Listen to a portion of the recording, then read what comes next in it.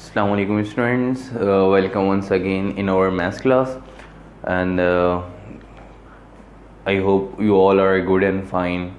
And as you know guys, we have completed our chapter number 1 in previous classes. Now we are going to start chapter number 2, which is system of real numbers.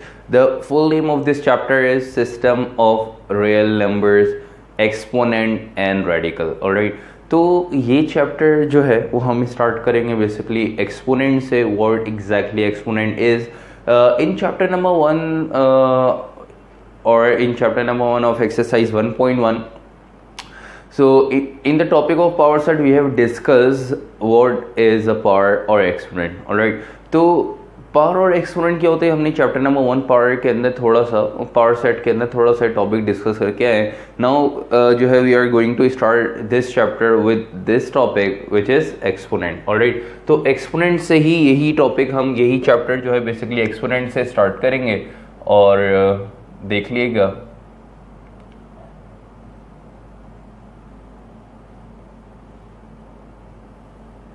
Exponent or power, both are same. You may call exponent, you may call power, all these are same. तो exponent क्या है, power क्या है, एक ही बात है.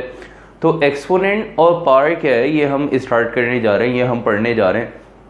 तो ज़रा देख लीजिएगा कि exponent या power क्या होती है. अगर आपके पास इस तरह से कोई टर्म लिखी हुई है,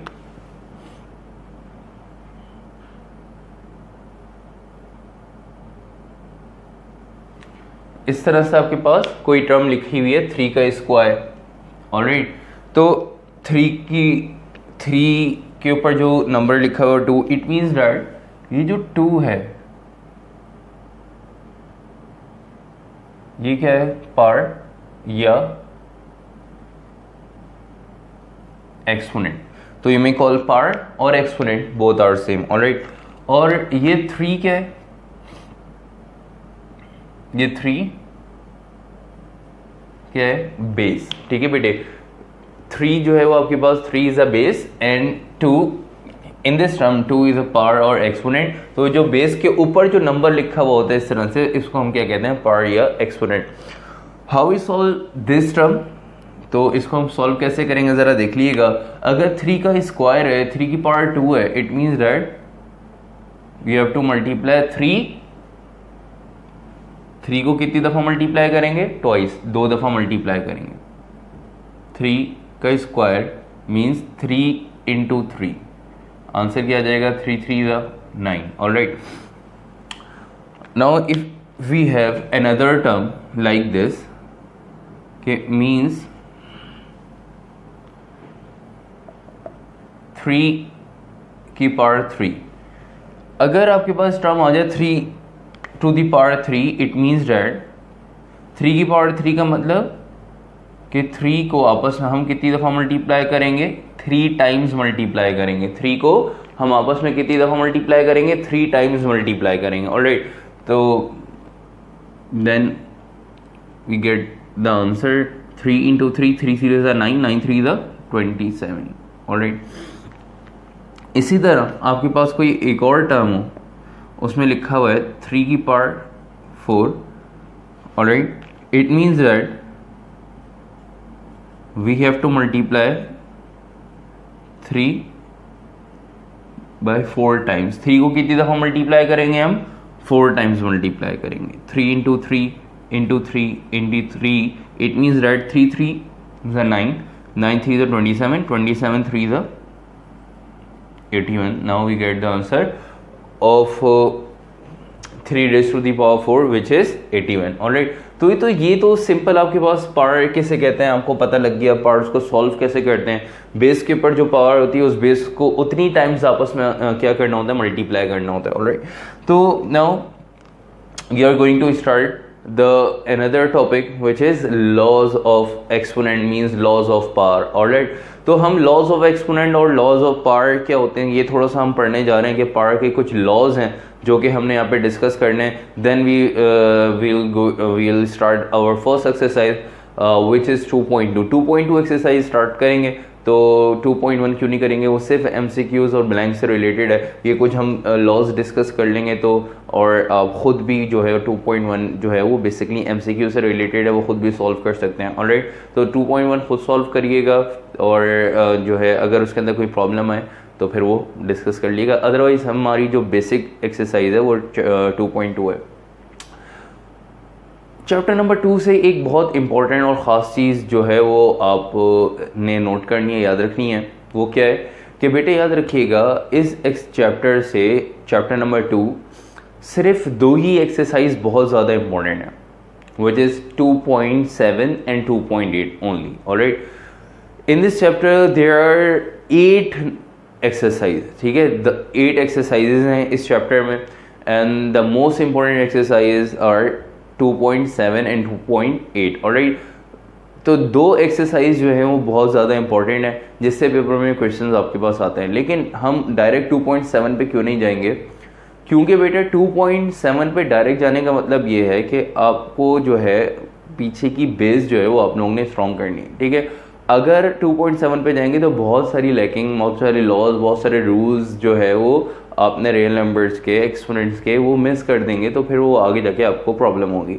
इस वजह से जो है जिन लोगों की मैथ्स थोड़ी सी वीक है या थोड़ा सा जो लोग मैथ्स में कमांड चाहते हैं, तो we have to learn all the exercise of this chapter. Alright, तो पूरी तमाम एक्सरसाइज पढ़नी पड़ेंगी। अगर 2.2 से 2.5 तक, 2.6 तक हमने नहीं पढ़ा, then we will face many problem, we will face many difficulty while solving 2.7। alright, जब हम 2.7 सॉल्व करेंगे तो हमें जो है वो ज़्यादा प्रॉब्लम होगी, ठीक है, 2.7 सॉल्व करने में। अगर हमने 2.2 से लेके 2.1 से लेके 2.6 तक तमाम एक्सरसाइज नहीं डिस्कस की। ऑलराइट, तो हम 2.2 से स्टार्ट करेंगे, लेकिन पहले we have to learn some laws of the exponent. Alright, तो कुछ लॉज हम एक्सपोनेंट के पार्ट के कुछ लॉज डिस्कस करेंगे, then we will start our first exercise of this chapter which is 2.2। Alright, now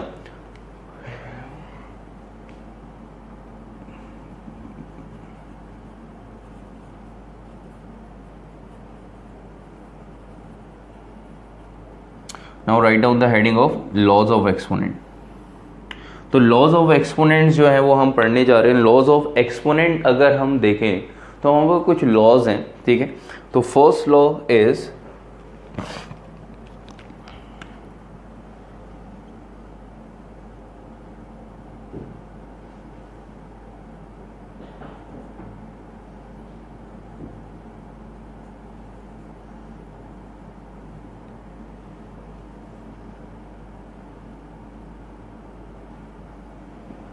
alright, the first law is if we have the same base in multiplication then power must be added। alright, याद रखिएगा अगर हमारे पास basis same होंगी तो part उसकी हमेशा क्या होंगी, ऐड होंगी। देखिएगा आपके पास फर्स्ट लॉ है कि अगर आपके पास कोई इस तरह से टर्म आ जाए a raised to the power m multiply by a raised to the power n, then how we solve this term, we have to add the part and then we have to write the base only once। ठीक है, एक दफ़ा आपने base लिखनी है और parts को आपस में आपने क्या करना है, ऐड करा देना है। ठीक है, अगर आपके पास कोई इस तरह से टर्म आ जाए a raised to the power m into a raised to the power n, तो then will get the answer like this a raised to the power m plus n। तो अगर बेस के ऊपर कुछ पार्ट्स आ जाए तो आपने उस बेस को क्या करना है, दो बेसिस अगर सेम हो, ठीक है, उनके ऊपर जो भी पार्ट्स होंगी तो बेस को एक दफा लिखे, पार्ट्स को आपस में क्या करना है, ऐड करा देना है। ऑलराइट, तो बेस को एक दफा लिख के आपने पार्ट्स को आपस में ऐड करा देना है। अब आगे फर्दर इसकी कुछ एग्जांपल देखिएगा कि इसको सॉल्व कैसे करेंगे। ऑलराइट, देखिएगा अगर आपके पास कोई टर्म है, मतलब कुछ एग्जाम्पल हम फर्स्ट एक्सपोनेंट की हम सॉल्व कर रहे हैं।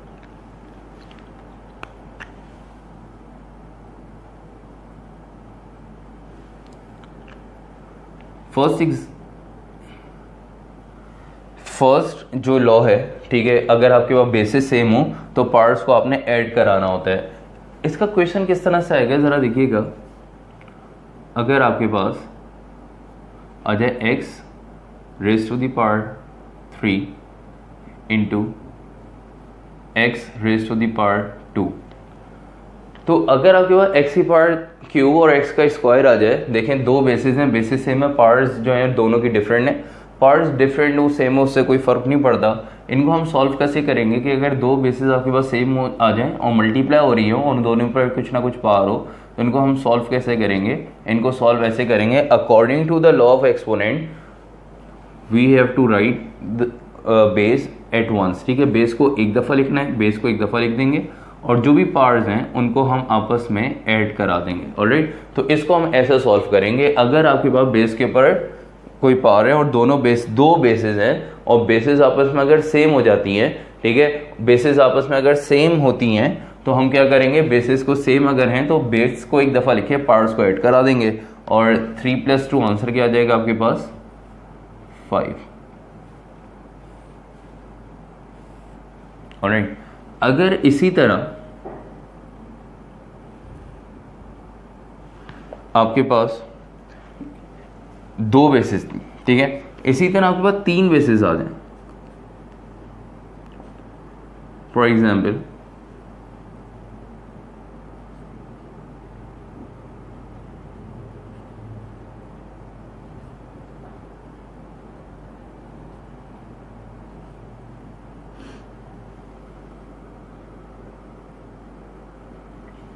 ठीक है बेटा, कि 5 का स्क्वायर इंटू 5 का क्यूब इंटू 5 की पावर 4। अब यहाँ पे आपके पास वेरिएबल थे बेस में, लेकिन अब यहाँ पे नंबर्स हैं, डजेंट मैटर, नंबर्स हैं तो नंबर्स को हम नंबर्स की फॉर्म में, बेस है ना, ये बेस है, ये पावर है, ये बेस है, पावर है, ये बेस है, पावर है। यहाँ पे देखिएगा कि रूल ये था कि अगर दो बेसिस सेम हो जाएं तो उनके ऊपर जो भी पावर्स हैं वो ऐड हो जाएंगी। लेकिन अगर आप इसको 3 बेसिस की फॉर्म में, ये लॉ जो है वो 3 बेसिस की फॉर्म में लिख दें, मतलब लाइक दिस कि अगर आपके पास बेस के ऊपर पावर m, ए बेस है a की पावर n, a की पावर p। ऑलराइट, तो अगर आपके पास 3 बेसिस आ जाए, तीनों के ऊपर अलग अलग पावर्स हों या तीनों के ऊपर सेम पावर्स हों, डजंट मैटर, तो आपने क्या करना है? सेम रूल अप्लाई करना है। You have to write the base at once, base को एक दफ़ा लिखना है और जो भी पावर्स हैं उनको ऐड करा देंगे, means m + n + p। Alright, कि अगर आपके पास बेसिस सेम हो तो जो भी पार्ट्स हैं, पार्ट्स सारी आपस में क्या हो जाएंगी? ऐड हो जाएंगी। ऑलराइट, बेस सेम है तो पार्ट्स आपस में सारी क्या हो जाएंगी? ऐड हो जाएंगी। इसी तरह यहाँ देखिएगा कि आपके पास बेसिस आपके पास 5 है और उनके पास डिफरेंट पार्ट्स हैं, तो आपने क्या करना है? बेस को एक दफ़ा लिख के पार्ट्स को ऐड करा देना, मीन्स 2 + 3 + 4, पार्ट्स को आपस में ऐड करा दिया। Then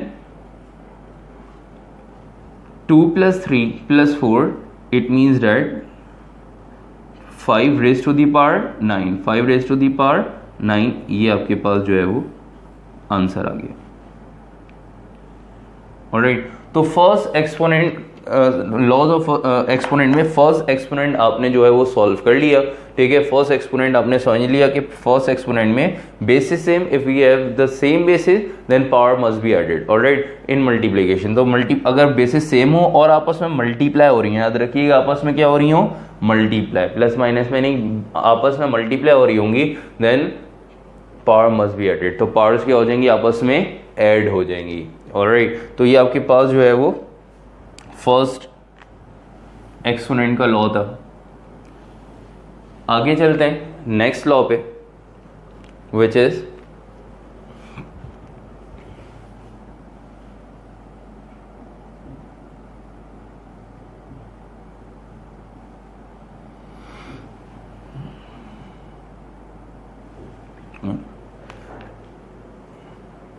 a into B raise to the power 2।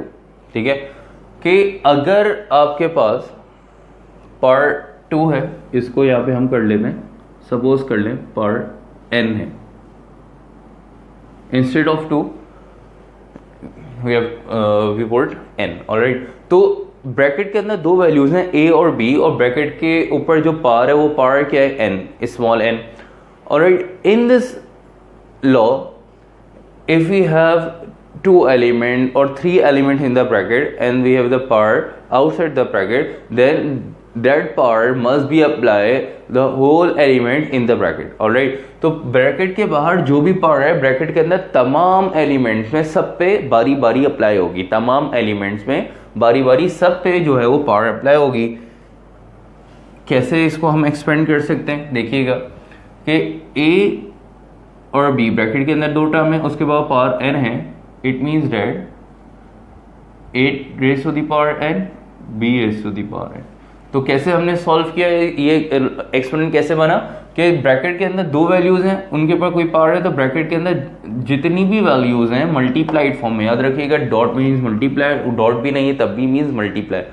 तो ब्रैकेट के अंदर जितनी भी एलिमेंट्स हैं और ब्रैकेट के बाहर कोई पावर है तो वो पावर ब्रैकेट के अंदर वाली तमाम एलिमेंट्स में बारी बारी सब पे अप्लाई होगी। ऑलराइट, तो इसको अगर 2 टर्म है तो इस तरह से, और अगर आपके पास 3 टर्म आ जाए, अगर आपके पास ब्रैकेट के अंदर 3 टर्म आ जाए means a b c raise to the power m, then अगर ब्रैकेट के अंदर 3 टर्म आ जाए तब क्या करेंगे, तब भी वही काम करना है। ब्रैकेट के अंदर जितनी भी टर्म हो और आपस में मल्टीप्लाई हो रही हैं तो ब्रैकेट के बाहर जो पावर होती है ब्रैकेट के अंदर तमाम वैल्यूज पे बारी बारी सब पे अलग अलग अप्लाई होती है। ठीक है, तो आपने क्या करना है, ब्रैकेट के अंदर 3 टर्म्स हैं उसके बाद पावर m है, तो ब्रैकेट के अंदर तमाम एलिमेंट्स पे सब पे पावर m अप्लाई कर देंगे। It means that a raise to the power m into b raise to the power m into c raise to the power m। Alright, तो ये आपके पास जो है वो, और मैंने इसको सिंप्लीफाई फॉर्म में, तो ये जो सेकंड लॉ सेकंड एक्सपोनेंट जो है, अब सेकंड लॉ ऑफ एक्सपोनेंट जो है इसको हमने जो है वो 2 टर्म्स से भी पढ़ लिया, 3 टर्म्स से भी पढ़ लिया। इट मीन्स दैट अगर आपके पास जो है वो 4 एलिमेंट्स हैं, ठीक है, if we have 4 elements in the bracket and part outside the bracket, तो पार्ट जो है वो ब्रैकेट के बाहर और ब्रैकेट के अंदर 4 आपके पास एलिमेंट हैं, तब भी यही रूल अप्लाई होगा कि हमने जो है वो पार्ट जो है वो ब्रैकेट के अंदर तमाम एलिमेंट्स को बारी बारी सब पे अप्लाई करनी होंगी। ऑलराइट, तो इसकी कुछ एग्जाम्पल देखिएगा, एग्जाम्पल कैसे सॉल्व करेंगे।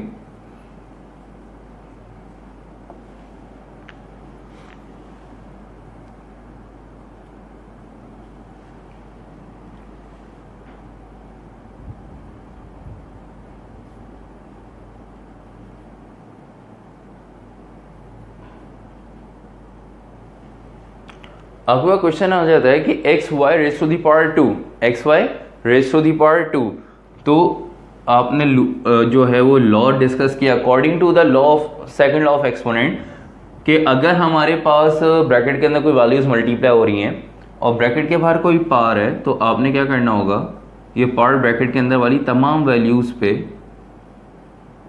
अप्लाई करनी होगी। ठीक है, जो जैसे ब्रैकेट के अंदर वाली तमाम वैल्यूज पे अप्लाई करनी होगी, और जब आपने पावर अप्लाई कर दी तो यहाँ पे ब्रैकेट लगाने की ज़रूरत नहीं है, ब्रैकेट रिजॉल्व हो जाएगा। जैसे यहाँ पे ब्रैकेट के बाहर पावर थी और ब्रैकेट के अंदर 2 वैल्यूज थी तो दोनों वैल्यूज पे अलग अलग पावर अप्लाई कर दी। बिल्कुल इसी तरह से ब्रैकेट के अंदर 2 टर्म है और ब्रैकेट के बाहर पावर क्या है, स्क्वायर, तो we have to put this power in the whole element this bracket. Already तमाम एलिमेंट जो है ब्रैकेट के अंदर, तमाम वेरिएबल्स जो है सब पे बारी बारी पावर अप्लाई हो जाएगी और आपने अप्लाई कर दी x raise to the power 2 y raise to the power 2। Alright, तो ये तो आपने एग्जांपल जो है एक एग्जांपल इसकी सॉल्व कर ली है।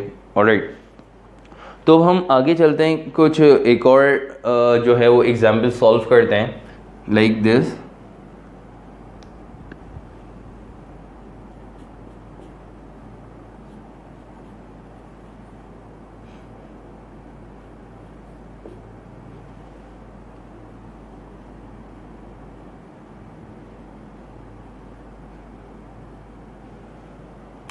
X Y Z raise to the power -3। Alright, अगर ब्रैकेट के अंदर 3 एलिमेंट्स हैं और ब्रैकेट के बाहर कोई पावर है तो ब्रैकेट के अंदर तीनों एलिमेंट्स को पावर बारी बारी अप्लाई होगी बेटे। ठीक है, अब ब्रैकेट के बाहर जो पावर नेगेटिव हो पॉजिटिव हो डजंट मैटर, ठीक है, वो पावर जो है वो ब्रैकेट के अंदर सब पे बारी बारी आपने अप्लाई करनी है। बस ये रूल आपने, ये लॉज देखना है कि पावर नेगेटिव भी हो सकती है पॉजिटिव भी हो सकती है। ऑलराइट, तो इसको अगर हम सॉल्व करें तो we have 3 elements x y z in the bracket and input this power -3 to all elements in the bracket means x raise to the power -3 हो जाएगा ठीक है, into Y raise to the power -3 हो जाएगा, into Z raise to the power -3 हो जाएगा। ठीक है, ये आंसर आ जाएगा। तो इसका मतलब ये हुआ कि पावर नेगेटिव हो, पावर पॉजिटिव हो, इससे कोई फर्क नहीं पड़ेगा। पावर नेगेटिव हो पॉजिटिव हो उससे कोई फर्क नहीं पड़ना।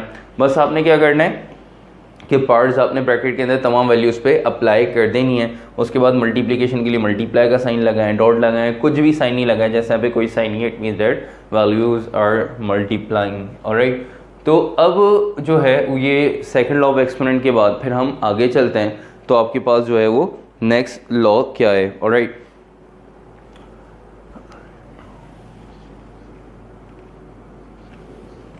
we have next law which is power to the power. Power to the power means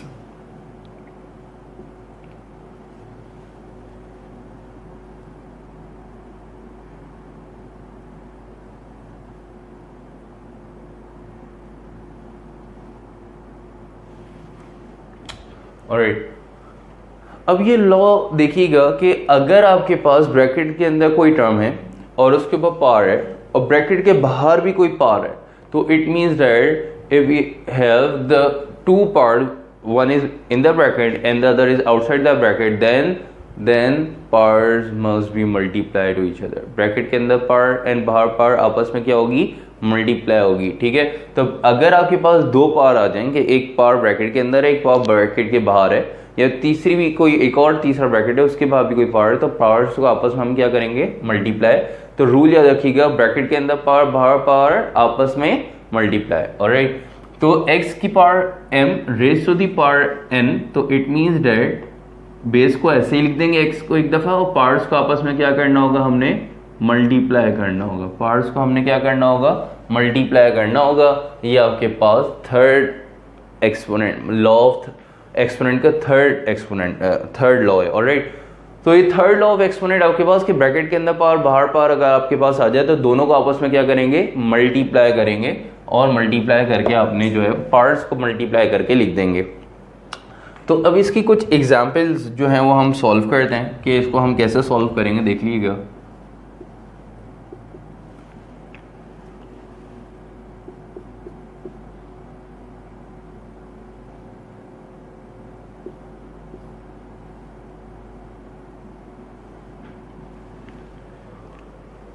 Alright, 3 raised to the power 2 to the power 3. Alright, तो 3 की पावर 2 है, 3 का स्क्वायर है, और उसके ऊपर भी होल जो है वो पावर है, उसके ऊपर भी ब्रैकेट है, और ब्रैकेट के ऊपर पावर है 3। तो आपने रूल पढ़ा कि ब्रैकेट के अंदर पावर बाहर पावर आपस में क्या होगी, हमेशा मल्टीप्लाई होगी। अगर ब्रैकेट के अंदर कोई पावर आ जाए, ब्रैकेट के बाहर कोई पावर है, तो दोनों को हम आपस में हमेशा क्या करते हैं, मल्टीप्लाई करते हैं। तो how we solve this question, we have to apply the law of exponent, third law of exponent. Alright, according to the third law of exponent, तो हमें क्या करना है, ब्रैकेट के अंदर पावर बाहर पावर को आपस में मल्टीप्लाई, 3 को 2 से क्या करना है, या 2 को 3 से क्या करना है, मल्टीप्लाई। तो 2 3 का क्या होता है भैया, आजकल पता है ना, ठीक है जी भाई, 2 3 6। तो ब्रैकेट के अंदर पावर बाहर पावर आपस में क्या कर दिया आपने, मल्टीप्लाई, और मल्टीप्लाई करके आपके पास आंसर आ गया। अब बहुत सारे बच्चों का सवाल होता है कि हम सर इसको फर्दर सॉल्व नहीं करेंगे, तो बेटे इसको फर्दर सॉल्व बिल्कुल कर सकते हैं, लेकिन हमने तो अभी सिर्फ लॉ ऑफ एक्सपोनेंट सीखने जा रहे हैं, तो आगे सॉल्व करना आपको आता है। 3 raised to the power 6 है, it means that we have to multiply 3 by 3 6 times. Alright, 3 को कितनी टाइम्स मल्टीप्लाई करेंगे आपस में, 6 टाइम्स। बिल्कुल इसी तरह से जैसे ये आपने सॉल्व किया कि 3 का स्क्वायर है तो 2 दफ़ा, 3 का क्यूब है तो 3 दफ़ा, 3 की पावर 4 है तो 4 टाइम्स, 3 की पावर 6 है तो कितनी टाइम्स मल्टीप्लाई करेंगे, 6 टाइम्स मल्टीप्लाई करेंगे। ऑलराइट, तो एक और एग्जांपल इसकी देखते हैं कि 5 की power 2 raise to the power 4, 5 का स्क्वायर है, होल पावर आपके पास 4 है। तो जब ब्रैकेट के फिर ब्रैकेट के अंदर एक पावर है, ब्रैकेट के बाहर एक पावर, तो it means that we have to multiply both powers. ठीक है, तो दोनों पावर्स को आपस में क्या करना होगा, मल्टीप्लाई। तो 2 4 8, डायरेक्ट भी आप आंसर लिख सकते हैं। डायरेक्ट भी सॉल्व करके आप आंसर लिख सकते हैं कि ब्रैकेट के अंदर पावर बार पावर मल्टीप्लाई होती है, मल्टीप्लाई किया और आंसर आपके पास आ गया 8, 5⁸8। ऑलराइट, तो ये आपके पास कुछ लॉज ऑफ एक्सपोनेंट्स हैं, तो कुछ और भी एक दो आपके पास लॉज हैं, तो उसको भी हम डिस्कस करते हैं, फिर डायरेक्ट एक साथ ही जो है वो हम क्वेश्चन की तरफ चलेंगे, एक्सरसाइज की तरफ चलेंगे।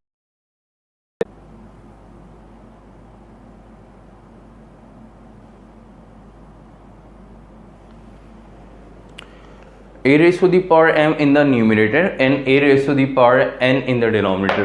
तो we have if we have a fraction, ठीक है, अगर हमारे पास कोई फ्रैक्शन है और फ्रैक्शन में न्यूमरेटर में कोई बेस है उसके ऊपर पावर है और डिनोमिनेटर में भी कोई बेस है उसके पावर है और दोनों बेसिस सेम है, दोनों बेसिस क्या है, सेम। यहाँ पे हमने डिस्कस किया, कहाँ पे, ये देखें, ये जो आपने फर्स्ट लॉ डिस्कस किया था यहाँ पे कि if the basis are same and they are multiplying, ठीक है, then power must be added. अगर बेसिस सेम है और मल्टीप्लाई हो रही है तो पावर क्या होंगी, हमेशा ऐड होंगी, ठीक है। और अगर बेसिस आपके पास जो है वो सेम है बट वो डिवाइड हो रही हैं तो पावर मस्ट बी सबट्रैक्टेड, ठीक है। तो पावर्स को क्या करेंगे, हम सबट्रैक्ट कराएंगे। तो ये एक जो है वो रूल है, ठीक है, सिंपल, कि अगर बेसिस जो है पावर, फर्स्ट रूल में, फर्स्ट लॉ में आपने डिस्कस किया कि अगर आपके पास बेसिस सेम है, मल्टीप्लाई हो रही हैं तो पावर्स को हम ऐड कराते हैं, लेकिन अगर बेसिस सेम है और डिवाइड हो रही हैं तो पावर्स जो है उसको हम क्या कराएंगे, सबट्रैक्ट कराएंगे, a की पावर m। और अच्छा, इसको सॉल्व कैसे करेंगे, डायरेक्ट पावर को सबट्रैक्ट नहीं कराना, ठीक है। तो सॉल्व कैसे करेंगे कि a raise to the power m, a raise to the power n, तो ये वैल्यू क्या हो रही है, डिवाइड हो रही है ना, अपॉन का साइन है, तो इसको हम क्या करेंगे सॉल्व करने के लिए कि डिवाइड से वैल्यू चली जाएगी मल्टीप्लाई में और इसकी पावर की साइन क्या हो जाएगी, चेंज हो जाएगी। Alright, a raise to the power n है, ठीक है, डिवाइड से इसको ऊपर शिफ्ट करा दिया तो डिवाइड से ऊपर जाके वैल्यू क्या हो गई, मल्टीप्लाई हो गई और इसकी पावर की साइन क्या हो गई, चेंज हो गई, पावर की साइन क्या हो गई, नेगेटिव हो गई। ऑलराइट, तो उसमें जो है आपके पास कि a raise to the power m into a raise to the power minus n हो गई, ठीक है। तो ये तो आपके पास एक स्टेप है, इसको और करके हम डायरेक्ट भी लिख सकते हैं। अच्छा, इसको अगर फर्दर और सॉल्व करें तो यहाँ पे फर्स्ट रूल दोबारा अप्लाई होगा कि भाई दो वैल्यूज अगर आपस में मल्टीप्लाई हो रही हैं, उनकी कुछ ना कुछ पावर्स हैं, तो बेस को एक दफ़ा रख के पार्ट्स अगर ऐड हो रही है तो ऐड करा देंगे, सब्ट्रैक्ट हो रही है तो सब्ट्रैक्ट करा देंगे। ये मैंने कंप्लीट लॉ जो है, कंप्लीट लॉ लिख दिया 3 स्टेप्स में कि अगर आपके पास कोई एक फ्रैक्शन है उसमें न्यूमरेटर में कोई वैल्यू है और डिनोमिनेटर में, कंसंट्रेट करिएगा बेटे, ठीक है, कि न्यूमरेटर में एक वैल्यू, डिनोमिनेटर में एक वैल्यू है, तो न्यूमरेटर में भी, न्यूमरेटर और डिनोमिनेटर की बेसिस क्या है, सेम। जब न्यूमरेटर और डिनोमिनेटर की बेसिस सेम है, उनके पास कुछ ना कुछ पावर्स हैं, तो आपने क्या करा, फर्स्ट पहले डिनोमिनेटर की जो वैल्यू है उसको ऊपर डिवाइड से मल्टीप्लाई में ले गए। तो जैसी वैल्यू डिवाइड से मल्टीप्लाई में जाएगी, डिवाइड से जब वैल्यू मल्टीप्लाई में जाएगी तो उसकी पावर की साइन चेंज हो जाएगी। यहाँ पे जो है वो n के ऊपर पावर क्या है, a के ऊपर पावर n है, लेकिन कोई साइन नहीं इसके साथ, तो इसका मतलब पॉजिटिव n है। जब a raise to the power n ऊपर गई a raise to the power m के पास, तो मतलब नीचे वाली टर्म को जब ऊपर लेके गए तो ये जो पावर पॉजिटिव n थी ऊपर जाके क्या हो गई, नेगेटिव है। तो अब आपके पास स्टेप आ गया a raise to the power n into a raise to the power minus n। तो इन दोनों को जब आपने मल्टीप्लाई करना है तो यहाँ पे we have to apply first rule, first rule apply करेंगे, फर्स्ट लॉ अप्लाई करेंगे कि बेसिस सेम है तो पार्ट्स को क्या कर देंगे, ऐड। अगर यहाँ पे माइनस का साइन है तो सब्ट्रैक्ट हो जाएंगी। तो बेस को एक दफा लिखा और पार्ट, अब यहाँ पे बच्चों का सवाल है सर आपने बोला था ऐड होंगी, तो बेटा ऐड होंगी तब जब पार्ट पॉजिटिव होंगी, जब पार्ट नेगेटिव है तो हमने इनको क्या करना है, ए बेसिस क्या है, ए है, ए को एक दफा लिखा, पार्ट एम और माइनस एन तो इनको एक साथ लिख दिया, एम माइनस एन, ये आपके पास जो है वो फाइनल आंसर आ गया। तो इसको डायरेक्ट भी हम लिख सकते हैं इस तरह से, और करके मैं लिख रहा हूँ, जरा देख लीजिएगा कि अगर a की पावर m है और a की पावर n है तो डायरेक्ट भी मैं लिख सकता हूँ, ठीक है। अगर वैल्यूज आपस में क्या हो रही है, मैंने आपको क्या बताया था कि वैल्यूज अगर आपके पास बेसिस सेम हो और मल्टीप्लाई हो रही हैं तो पावर्स को ऐड कराएंगे, या ठीक है, लेकिन पावर नेगेटिव है तो सब्ट्रैक्ट हो रही है। लेकिन फर्स्ट लॉ के अकॉर्डिंग बेसिस सेम और if they are multiplying, basis same और अगर वो मल्टीप्लाई हो रही हैं तो पावर मस्ट बी एडेड, और if the basis are same and they are dividing each other, ठीक है। तो अगर दो टर्म्स हैं आपके पास, दोनों की बेसिस सेम है और दोनों आपस में डिवाइड हो रही हैं, तो बेटा उनकी पार्ट्स को हम सब्ट्रैक्ट करा देंगे। तो m माइनस बेस को एक दफ़ा लिख के पार्ट्स को क्या करा दिया, सब्ट्रैक्ट करा दिया। तो ये देखें, ये जो आपके पास स्टेप आया है, ये जो हमने डायरेक्ट लिखा है, ये हमने डायरेक्ट लिख दिया, लेकिन यहाँ पे हमने इसको सॉल्व भी किया। देखें यही सेम स्टेप बन गया, ठीक है, सेम स्टेप बन गया कि आपने पहले नीचे डिनोमिनेटर वाली टर्म को ऊपर लेके शिफ्ट कराया, इसकी पावर पॉजिटिव से नेगेटिव हुई, फिर फर्स्ट लॉ अप्लाई किया कि बेसिस सेम है, तो बेस को एक दफ़ा लिखा, पार्ट्स को क्या करा दिया आपने, सब्ट्रैक्ट करा दिया।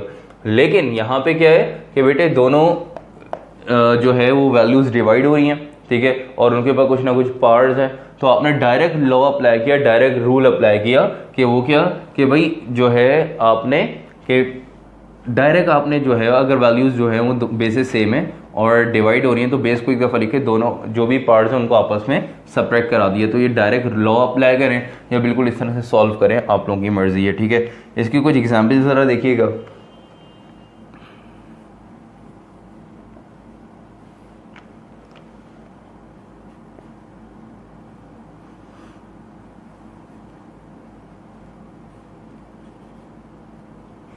x raised to the power 5 divide by x raised to the power 3, ठीक है।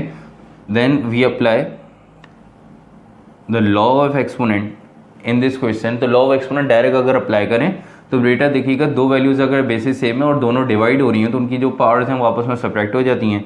तो आपने यहाँ पे लॉ अप्लाई किया कि दो वैल्यूज सेम है, दोनों की बेसिस सेम है और कुछ ना कुछ पार्ट्स हैं इन पे और डिवाइड हो रही है। देखिए ये अपॉन का साइन में डिवाइड हो रही है, तो it means that we have to subtract their parts. तो अब इनकी पार्ट्स को सब्ट्रैक्ट करा देंगे।